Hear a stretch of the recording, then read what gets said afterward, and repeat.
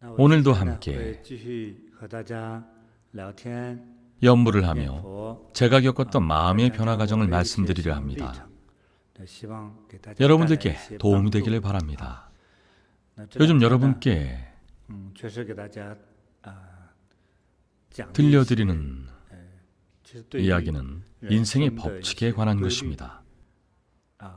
아무도 이 법칙에서 벗어날 수는 없습니다. 매일 반복되는 낮과 밤, 매일 밥을 먹고 물을 마시고 숨을 쉽니다. 인간은 모두 같은 환경 속에서 비슷한 주기로 생활합니다. 저는 여러분들에게 생명의 의미, 윤회의 의미를 알려드리고자 합니다. 오늘은 샌드아트 영상부터 시청을 하겠습니다. 준비됐나요? 함께 감상해 보겠습니다. 내용이 아주 감동적입니다. 모래로 그린 그림을 인터넷으로 한 번쯤 보셨을 겁니다. 어머니에게 바칩니다.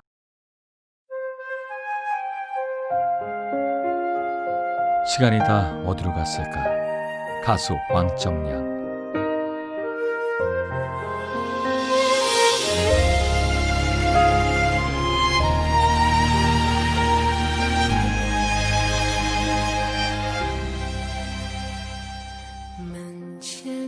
문 앞에 늙은 나무에 새싹이 돋아나고 마당의 고목엔 또 꽃이 피는데 반평생 동안 하고 싶은 말은 백발 속에 감추었네. 기억 속에 아기 발가락, 오동통한 작은 잎, 평생 사랑을 주었네. 단지 엄마 아빠라는 말을 듣기 위해. 시간이 다 어디로 갔을까? 아직 젊음을 제대로 누려보지 못했는데 늙어버렸네. 평생 아이들을 낳아 키웠지. 머릿속엔 온통 아이들의 웃고 우는 소리뿐이네. 시간이 다 어디로 갔을까? 당신을 제대로 보기 전에 눈이 벌써 침침해졌네. 반평생 먹고 살다 보니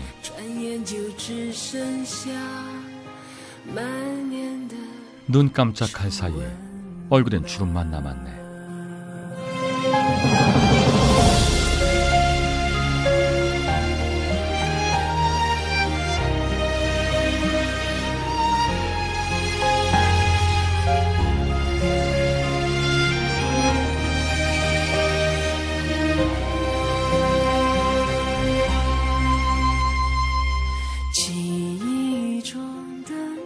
기억 속의 작은 발가락, 오동통한 작은 잎, 평생 사랑을 주었네. 단지 엄마 아빠라는 이유로. 시간이 다 어디로 갔을까? 아직 젊음을 제대로 누려보지 못했는데 늙어버렸네. 평생 아이들을 낳아 키웠지. 머릿속엔 온통 아이들의 웃고 우는 소리뿐이네. 시간이 다 어디로 갔을까? 당신을 제대로 보기 전에 눈이 어두워졌네. 반평생 먹고 살다 보니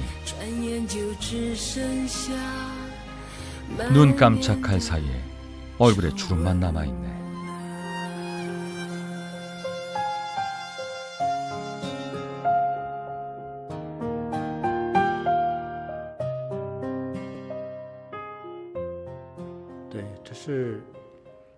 이 작가는 삶의 모든 과정을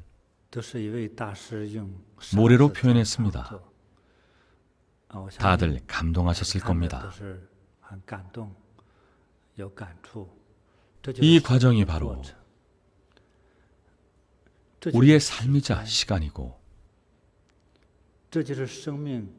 인간이 지구에서 이 사회에서 겪는 단계입니다. 단어 선택에 민감한 분들은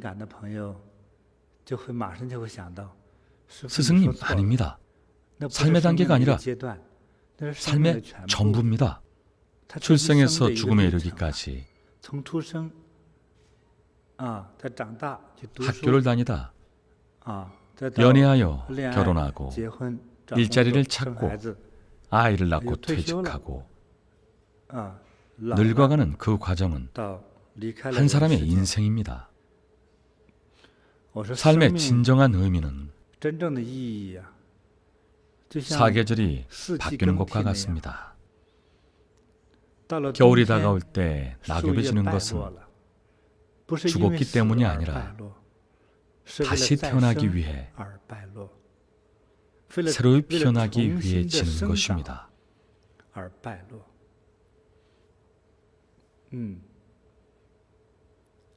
봄이 오면 생명이 살아납니다. 북쪽 세상이 새하얗게 변하면 생기도 없고 모두 앙상하게 말라 생명의 숨결이 없는 듯하지만 봄바람이 불어올 때쯤에는 며칠 사이 메마른 대지에 푸릇푸릇한 새싹이 돋습니다.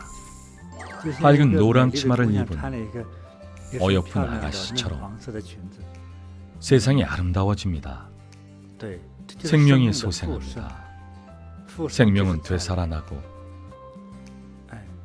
계속 이렇게 순환합니다. 대략 이렇습니다. 삶은 태어나고 자라고 늙고 죽는 과정을 거쳐 다시 또 소생합니다.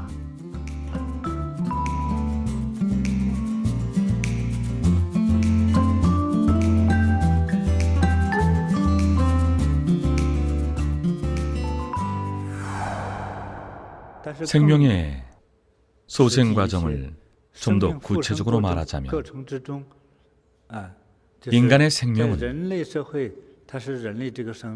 수명이 다하고 나면 세상의 저편으로 가 또 다른 형태의 생명이 됩니다. 그 후 다시 제3세계, 제4세계, 제5세계, 제6세계 다른 세계로 갑니다. 이번 생에서 인간처럼 두 발로 직립보행을 했다면 다음 생에서는 네 발로 기어다닐지도 모르고 그 다음에는 날아다닐지도 모르고 또 언젠가는 실체가 없는 생명으로 실체도 없는 기이한 생명으로 될지도 모릅니다. 모습을 드러냈다 감췄다는 신선이나 귀신처럼 존재는 하는데 보이진 않습니다. 역시 생명의 형태 중 하나입니다. 상상이 아니라 실제로 존재합니다.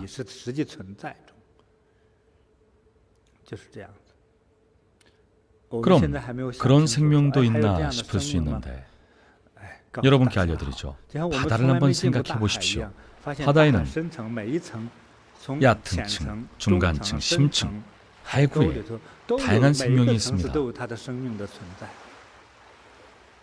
암초나 식물처럼 보이는 것도 사실은 동물일 수도 있습니다. 생명은 이렇게 다양한 형태로 존재합니다. 부처님도 언급하신 적이 있습니다.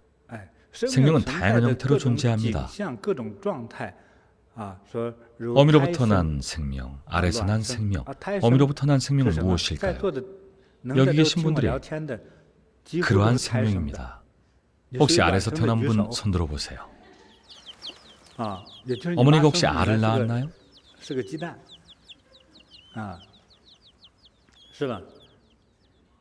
물론 알에서 태어난 생명도 많습니다. 비닐 혹은 깃털에 있는 거북이, 뱀, 닭,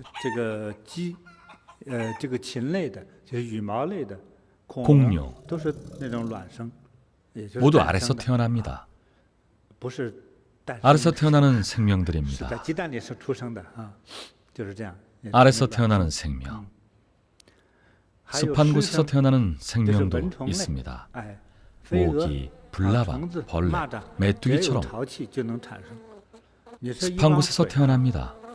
열대 지역의 물 웅덩이에서는 물을 일부러 휘젓지 않는 이상 며칠 만에도 생깁니다. 언제 생겼는지 모를 벌레들이 어디선가 날아옵니다. 남쪽 쪽에서는 더운 여름날 수박 같은 것을 쪼개서 두면 10분도 안 돼서 쪽파리와 작은 벌레들이 날아듭니다. 태어나 자라는 것도 못 봤는데 어느새 모여듭니다. 어디서 태어난 곳일까요? 습한 곳입니다. 물이 있는 곳이라면 작은 곤충 같은 것들이 어디든 생깁니다. 또 무엇이 있을까요? 모습을 바꾸는 생명. 이 중에서 아주 쉽게 볼 수 있습니다. 탈바꿈을 하는 생명체인데 스스로 변하는 생명체는 어떤 것들이 있을까요?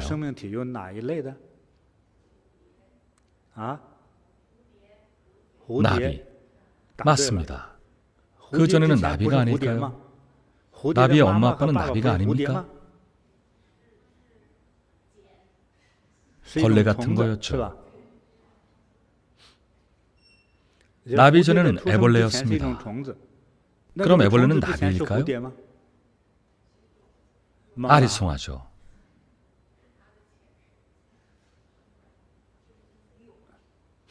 매미를 한번 봅시다. 북쪽 지방에서는 무더운 여름 매미가 맴맴맴하고 울면 굉장히 시끄럽습니다. 이상하게 생긴 데다 날 수도 있고 나무에서 늘 붙어서 옵니다. 나중에는 탈바꿈을 합니다. 나무에서 며칠을 꼼짝 않는데 이때는 쇳덩구리처럼 기어다니는 벌레입니다. 그러다 등이 쩍 하고 갈라지고 거기서 생물체가 나와 날아다닙니다. 원래 모습은 날 수가 없었습니다. 날개가 없었는데 허물을 벗으며 날 수 있는 생명체로 바뀝니다. 그것이 매미입니다. 한자로는 선이라고 쓰죠. 선사랑 같은 한자는 아니죠. 기분이 이상하네요. 물어보지 말 걸 그랬어요. 선사는 매미처럼 사람들을 귀찮게 하지 않습니다. 매미는 탈바꿈하며 태어나는 생명입니다. 변태하는 생명을 명확히 알겠죠. 흔히 볼 수 없는 생물도 있는데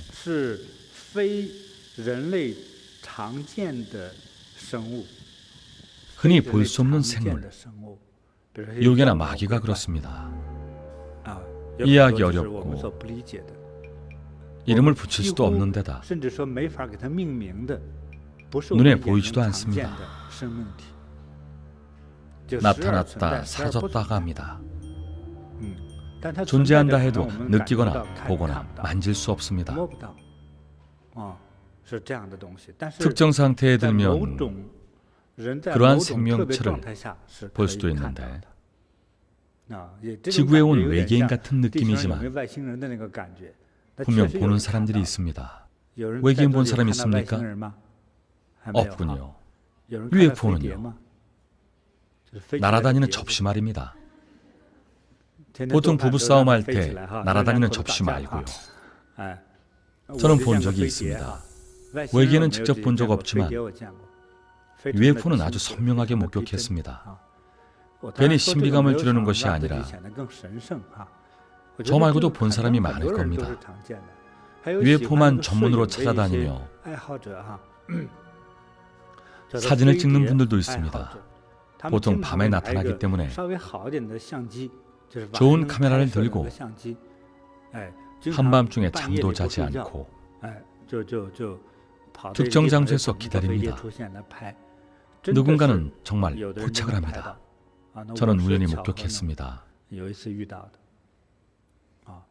모습을 바꿔 태어나는 생명은 정말 존재합니다. 원래는 그 모습이 아니었습니다. 한 종류에서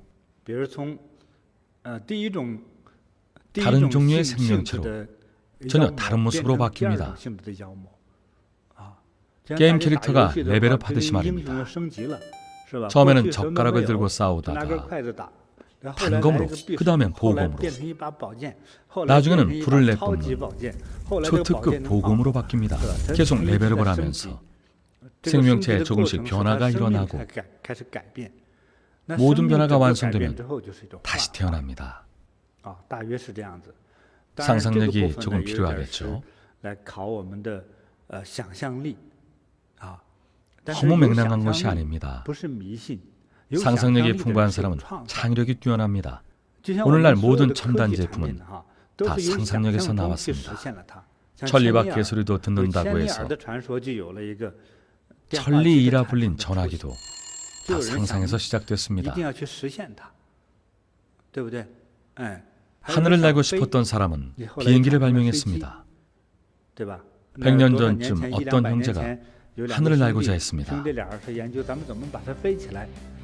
나무판을 동요매고 날아보다가 결국 공기의 원리를 이용해 날아오르는데 성공했습니다.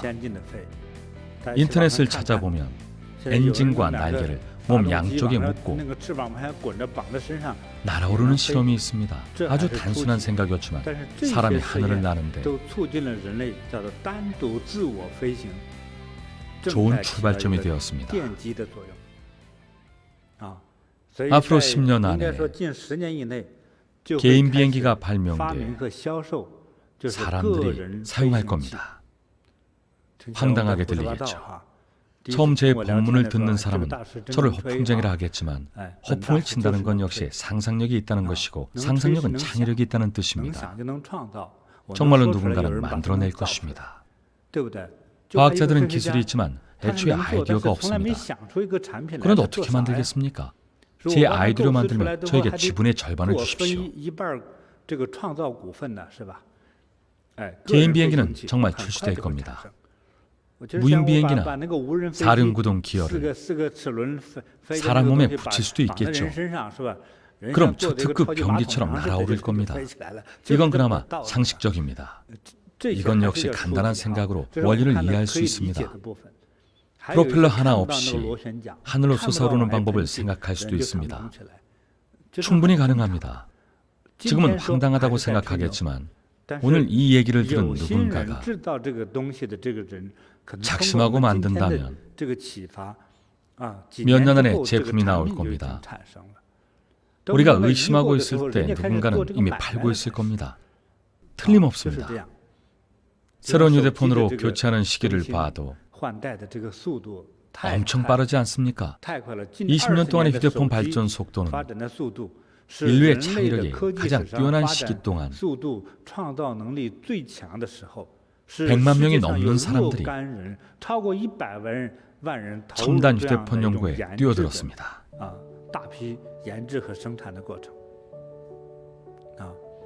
연구를 하면 다 만들 수 있습니다. 생명소생의 구체적인 개념은 윤회입니다. 모든 생명은 죽고 나면 다른 생명체로 다시 태어납니다.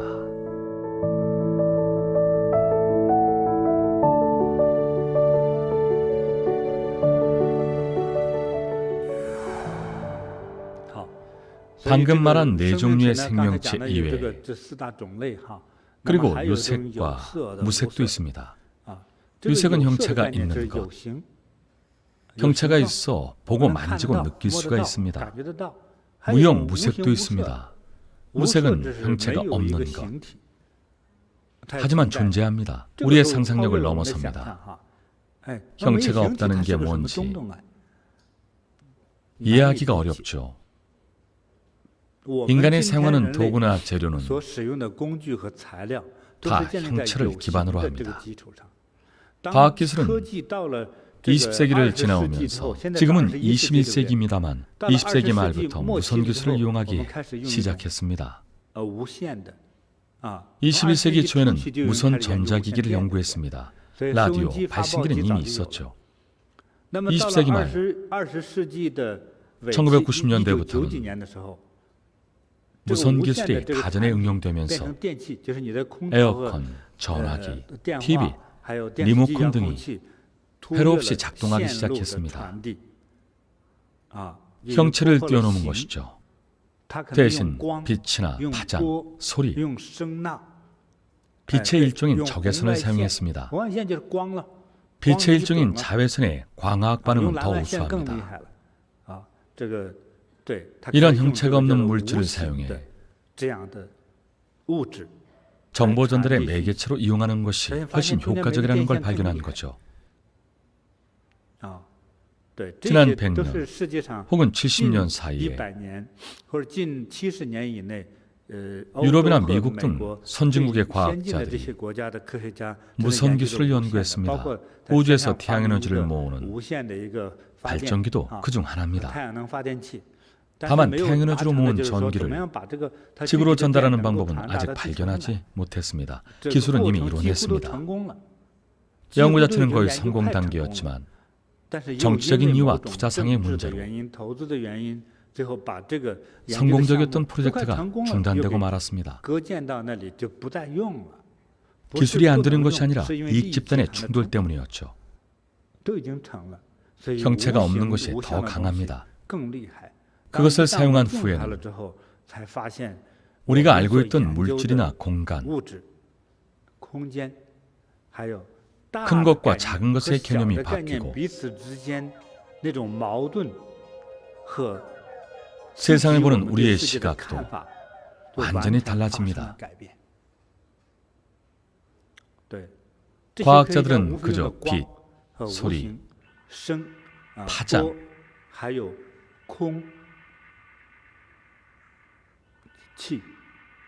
공기 등의 물질, 우영의 물질을 이용했을 뿐입니다.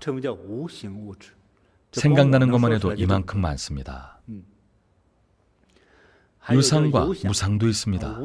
생명체는 의식이 있습니다. 의식, 식물에 의식이 있을까요? 식물에 의식이 있다고 생각하는 분 손 들어보세요. 절반쯤 되는군요. 다른 분들은 헛갈리시나요? 풀이나 나무는 감정이 있을까요?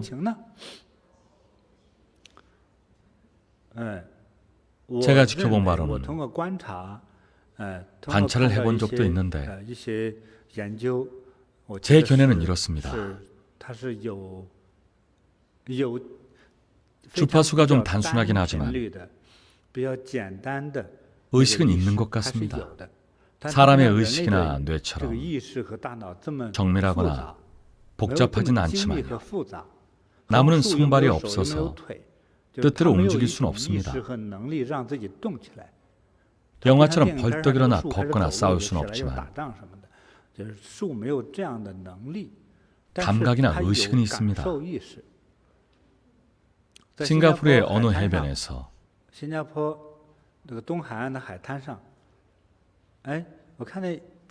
녹색 풀이 있기에 제가 손으로 살짝 건드렸는데 신기한 일이 일어났습니다. 손에 닿은 이파리를 말아 넣는 것입니다. 촉감을 느끼는 것이죠. 만진 걸 느낀 거죠. 그래서 계속 만져봤습니다. 풀들은 원래 늘어져 있잖아요.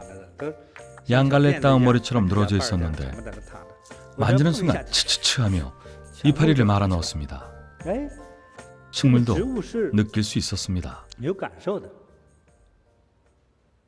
많은 식물들이 스스로 움직일 수 없을 뿐 느낄 수 있습니다.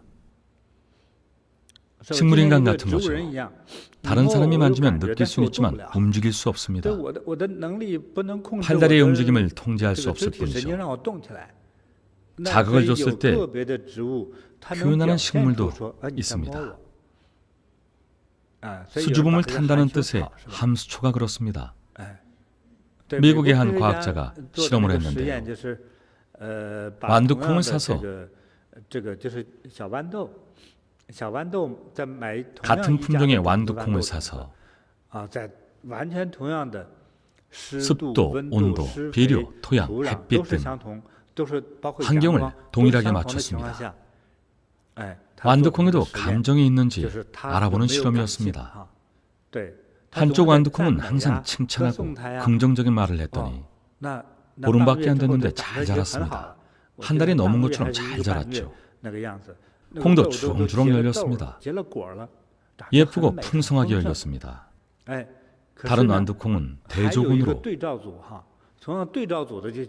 어떻게든 비난을 하고 욕을 퍼부었습니다. 넌 참 작고 못생겼구나. 이 세상에는 왜 왔니? 할 수 있는 욕은 다 했습니다.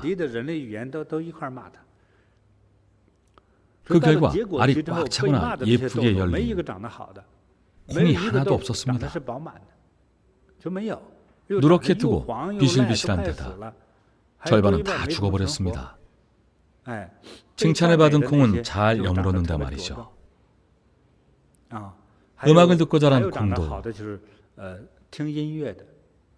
실하게 잘 여물었습니다. 젊은 분들이 음악을 듣는 것이 결코 나쁜 일이 아닙니다. 부모님과 선생님이 주는 학업 스트레스도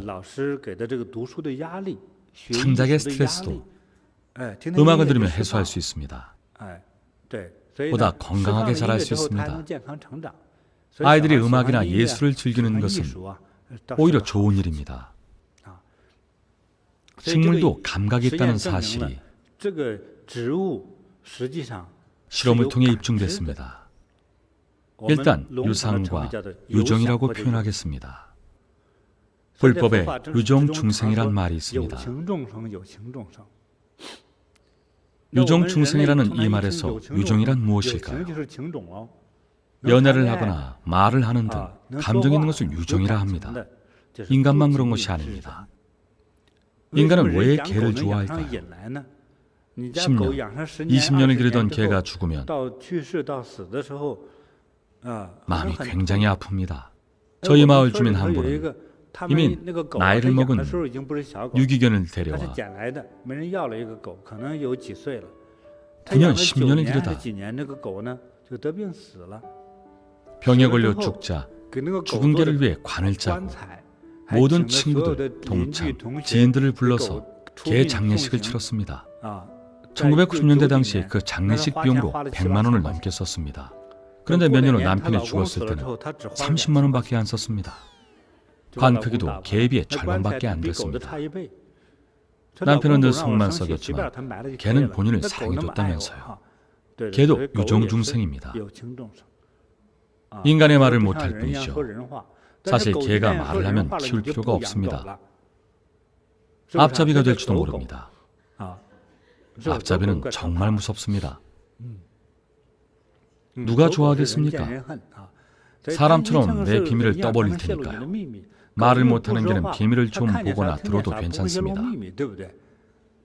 개는 옆에 있어주고 집도 지키지만 IQ는 높지 않습니다. 머리가 좋은 종, 나쁜 종도 있지만 어쨌든 모아놓으면 참 귀엽습니다. 머리가 너무 좋아도 안 귀엽습니다. 어딘가 모자란 구석이 있어야 사랑스러워 보입니다. 다들 아시겠죠? 여러분도 귀여워지고 싶으세요? 아무도 고개를 끄덕이지 않는군요. 나같이 약삭 빠른 사람은 귀여워지긴 틀렸다고 생각하시나요? 너무 똑똑해도 사랑스럽지 않습니다. 청나라 때 정판교라는 서화가는 나이가 들자 주변에 친구도 없고 사랑받지 못한다는 생각이 들어 모자란 척하기로 했습니다. 현명한 바보가 된 거죠. 바보에서 천재가 되기도 어렵지만 천재가 바보인 척하는 것은 더더욱 어렵습니다. 현명한 바보는 정말 어렵습니다. 경찰이 물건을 훔치는 도둑을 보고 못 본 척하기는 어렵겠죠.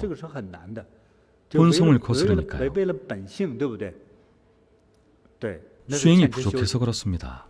요즘 고양이들은 길들여져서 오히려 쥐에게 쫓기다가 눈물 쏙 빠지게 혼쭐이 납니다. 특히 휴대전화가 나온 뒤로 세상이 참 많이 변했습니다. 고양이가 유전자 변형 사료를 많이 먹어서 본성도 있고 상대를 몰라본다는 말도 있습니다. 쥐를 잡는 것은 고양이의 본능인데 유전자 변형 사료를 많이 먹어서 존재의 의미를 까맣게 잊은 겁니다. 여러분에게 과학과 환상에 대한 약간의 지식을 알려드렸습니다. 이제 세상을 보는 시각이 하나 늘었죠. 생명은 이토록 다양한 형태로 존재하기 때문에 굉장히 광범위합니다. 생명은 다양한 형태의 모습으로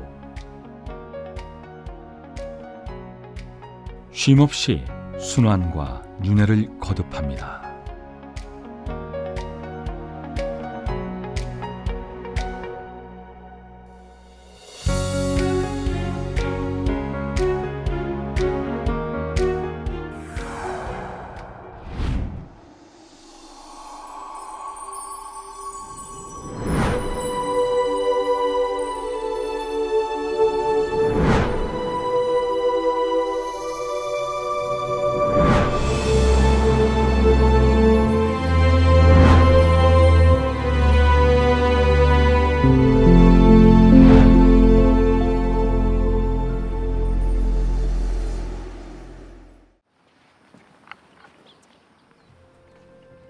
부산 시민공원의 야외 팔계점.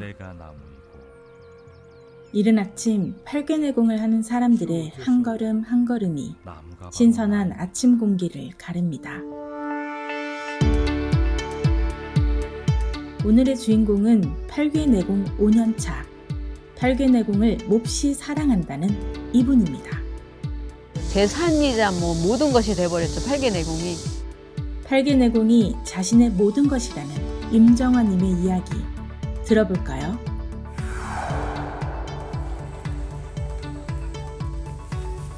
신랑 오늘 못 일어났어요? 편안하게 회원들의 이모저모를 챙기는 임정화님. 그래서 이 야외 팔계점은 늘 신규 회원이 늘고 있다는데요. 그런데 저 편안한 미소 뒤에는 남모를 아픔이 있었다고 합니다. 공황장애, 그다음에 강박장애, 광장공포장애, 아무튼 그거로 인해서 오는 우울증. 갑자기 엄습하는 강렬한 불안, 즉 공황발작을 반복적으로 경험하는 공황장애를 알았습니다. 공황발작은 특별히 위험을 느낄 만한 상황이 아닌데도 불구하고 신체의 경보체계가 오작동을 일으켜 위협을 느끼는 상황에서와 같은 반응을 일으킵니다. 횡단보도가 있으면 건너야 되는데 그 횡단보도 기다리는 그 시간이 정말 지옥 같았어요. 기다려야 된다는. 그러면 이제 그 순간이 아주 10년같이 느껴지고 온몸이 경직이 되면서 숨이 턱턱 막히면서 그 순간, 그러니까는 그게 얼마인지 모르겠는데, 근데 그 순간에 늘 그런 경험을 했어야 됐어요. 그래서 밖에 나가는 게 싫었어요. 그런 것들 때문에. 그래서 사람들 많은 것도 싫고, 그래서 밖에 나가는 것도 싫고, 거의 운동 생활을 주로 했었어요. 잘 안 나가고, 안 만나고, 안 섞이고, 혼자 있고. 그는 왜 이렇게 심각한 공황장애를 겪었던 것일까요? 결혼 시작을 했던 것이 결국은 이제 상처가 됐죠, 다. 가장으로서 무책임했던 남편. 그로 인해 빚은 점점 늘어만 갔고 결국 이혼을 결심했습니다. 제가 이제 나오면서 빚을 떠안고 나왔어요. 애들한테 그게 이제 안 좋을까 봐. 어떻게든지 그 빚을 제가 어떻게든지 해결하려고 나와서 이제 일하면서 그거 이제 빚을 어떻게든지 꺼나가려고. 근데 이제 빚이 너무 많다 보니까 월급의 한 80%, 90% 이상이 저는 빚으로만 나갔어요. 빚하고 이자하고. 식당에서, 옷가게에서 일하며 한 달에 쓴 돈이 5만 원밖에 안 될 때도 있었습니다. 그렇게 5년이 흐른 어느 날. 그때 저한테 친구처럼 다가왔다가 사기를 쳤어요. 그래가지고 한 5년 넘게, 5, 6년 넘게 고생했던 모든 것을 그 사람이 이제 완전히 무너뜨려 놔버렸죠. 내가 이거를 열심히 돈을 벌어서 아이들한테 피해가 안 가끔 내가 할 수 있는 일은 그거밖에 없으니까 아이들한테. 엄마로서 내가 할 수 있는 일이 그거밖에 없었는데 한순간에 모든 것이 무너졌습니다. 그 무너진 것에는 돈만 있는 게 아니었습니다. 몸도, 마음도 산산이 부서져 버렸습니다. 그때 당시에 이제 몸도 안 좋은 상태였고 어떤 신경성적인 병이 더 이제 최고치로 갔죠. 공황장애, 광장 공포증, 대인 기피증, 대인 공포증 이런 모든 것들이 복합적으로 다 와서 버티기가 힘들어지더라고요. 그러면서 개인 이제 파산 신청을 했죠. 파산 신청을 해서 아이들을 위해 버텨온 5년의 시간이, 5년의 노력이 허무하게 사라졌습니다. 근데 그게 이제 다 끝나버리니까 아 이제 더 이상 내가 이제 살아가야 되는데 살아갈 이유가 하나도 없어지는 거예요. 그동안은 내가 이제 빚을 갚아야 된다, 뭐 이래야 된다라는 그런 저기가 있었는데 그런 것들이 다 없어져 버리니까 살아갈 이유가 이제 막막해지고 그래서 그냥 운둔 생활하는 게 제일 편했죠. 집 바깥을 나가지 않고 하루 종일 방 한 칸에서 그냥 사는. 무서운 세상 밖으로부터 스스로를 가둔 채 그는 무엇을 했을까요? 청소했죠. 맨날 청소했던 것 같아요. 구석구석 다 맨날 청소하고 맨날 옷 다시 정리하고. 그는 자신의 무서움을, 두려움을 그렇게 닦아내고 싶었던 걸까요?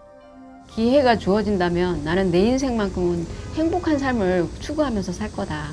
부자가 안 돼도 좋고 뭐 성공하지 않아도 좋으니까 행복할 수 있는 길을 계속 찾아가면서 살 거다라는 그 마음속에 강한, 조금 일반 사람보다는 좀 강한 어떤 부함을 가졌던 것 같아요.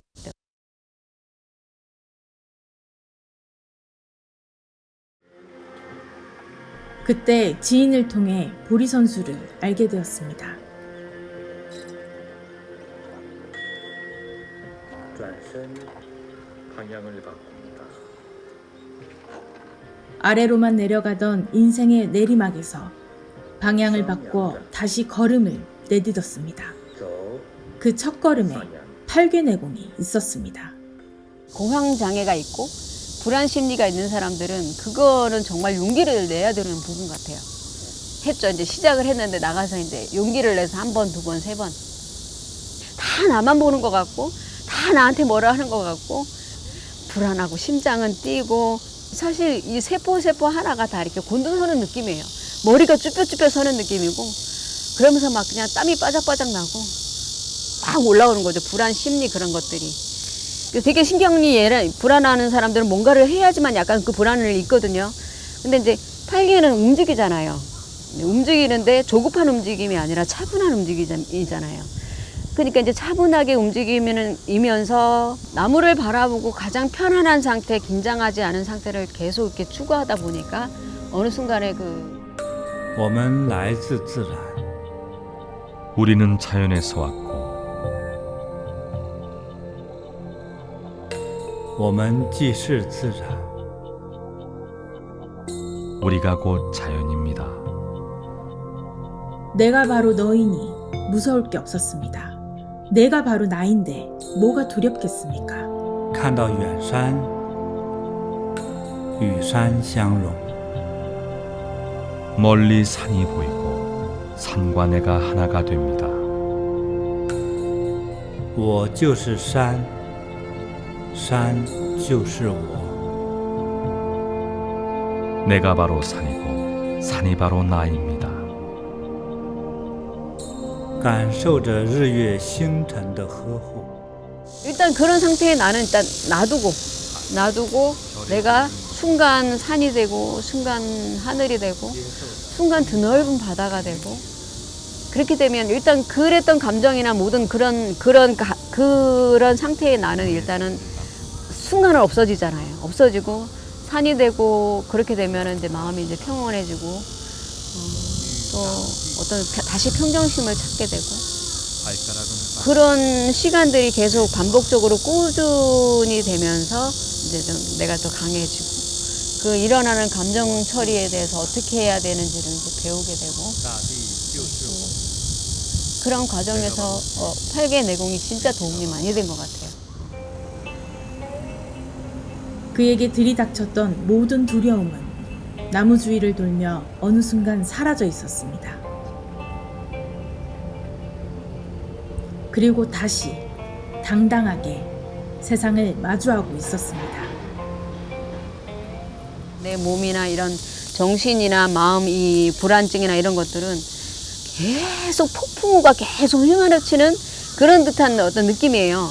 계속 불안하고 계속 뭔가 쫓기는 것 같고 뭔가 계속 뭔가 안심이 안 되고 그런 상황이 계속 되는 그런 느낌이 계속 연장인데 뭔가 폭풍이 확 떠나서 뭔가 착 가라앉아서 고요, 평화, 안정 이런 느낌이었어요. 나 이제 약 안 먹어도 되겠네 하고 스스로 그 순간에 나 이제 약 안 먹어도 될 것 같네 하면서 그 이후로 약을 안 먹었어요. 그리고 정말 이만큼씩 보따리씩 먹었던 약을 안 먹게 되고 双手合十，感恩天地自然。 합장하고 천지와 자연에 감사합니다.